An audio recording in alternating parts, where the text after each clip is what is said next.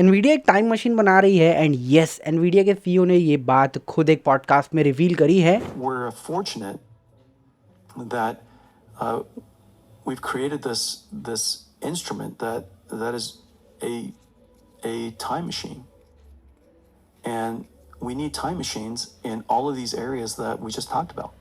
And यही नहीं, Nvidia के सीईओ का क्लेम है कि आने वाले कुछ 5 सालों में वो टाइम ट्रैवलिंग को पॉसिबल बना देंगे, वो भी अपने जीपीयूज के थ्रू। वेल, सबसे इंपॉर्टेंट चीज जीपीयू किस बला का नाम है और इससे टाइम ट्रैवलिंग कैसे पॉसिबल है। तो अर्ली 90s में जब एनवीडिया स्टार्ट ही हुई थी तब उन्होंने एक चीज फिगर आउट करी कि किसी भी सॉफ्टवेयर प्रोग्राम में सिर्फ 1% वो कोड होता है जो पूरे 99% टास्क को कंप्लीट करने के लिए रिस्पॉन्सिबल होता है।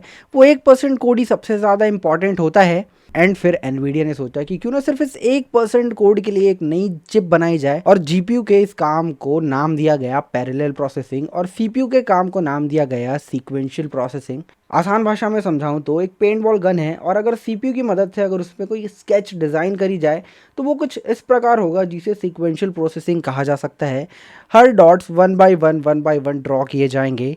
वहीं अगर एक पेंटबॉल गन में जीपीयू इंस्टॉल करी जाए और उससे अगर कोई स्केच बनाई जाए तो वो कुछ इस प्रकार होगा जहाँ पे सारे ही डॉट्स एक बार में फायर किए जाएंगे और इसे ही पैरेलल प्रोसेसिंग कहा गया। तो आज के टाइम पे एआई पर सारी बड़ी कंपनीज इंक्लूडिंग एप्पल का भी फोकस है, पर एनवीडिया इन सबसे बहुत ज्यादा अलग है। एनवीडिया ह्यूमन एआई पर ज्यादा पैसे इन्वेस्ट कर रही है, दूसरे शब्दों में ह्यूमनाइड रोबोट्स पर। एंड ये ह्यूमनाइड रोबोट्स हम इंसानों की तरह ही ट्रेन किए जाते हैं। जैसे हम छोटे बड़े मिस्टेक से सीखते हैं, ये रोबोट्स भी उसी तरीके से ट्रेन किए जाते हैं। एनवीडिया ने लॉन्च किया है ओमनीवर्स, जो एक वर्चुअल दुनिया है जहां रोबोट्स को ट्रेन किया जा सकता है। एक एग्जांपल से आपको समझाता हूं। समझो एक रोबोट है जिससे एक फैक्ट्री में सामान इधर से उधर लाने ले जाने के लिए ट्रेन करना है, उसे फैक्ट्री के सारे रास्ते सिखाने हैं। तो एक तरीका है उसे फैक्ट्री के सारे रास्ते फिजिकली सिखाया जाए, जिसमें कई दिन और शायद कई महीने भी लग सकते हैं। वहीं अगर ओमनीवर्स में एक फैक्ट्री की डिजिटल सिमुलेशन बनाई जाए और कॉस्मोस की मदद से उसे एक रियल फैक्ट्री में वर्चुअली ट्रेन किया जाए तो कुछ फ्रैक्शन ऑफ सेकंड्स में वो रोबोट पूरी तरीके से ट्रेन हो सकता है। Now question remains the same कि आने वाले 5 सालों में टाइम ट्रैवलिंग कैसे पॉसिबल है। नाउ जब आप जीपीयूज एंड ओमनीवर्स के बारे में अच्छे तरीके से समझ गए हैं, आप ये भी समझ जाएंगे कि जब फ्यूचर में एनवीडिया इन जीपीयूज को अपने फुल पोटेंशियल, फुल कैपेबिलिटीज पर अनलॉक करेंगी जो आज नहीं कर पाई हैं, जहां इस दुनिया की एग्जैक्ट सिमुलेशन बनाना पॉसिबल हो पाएगा,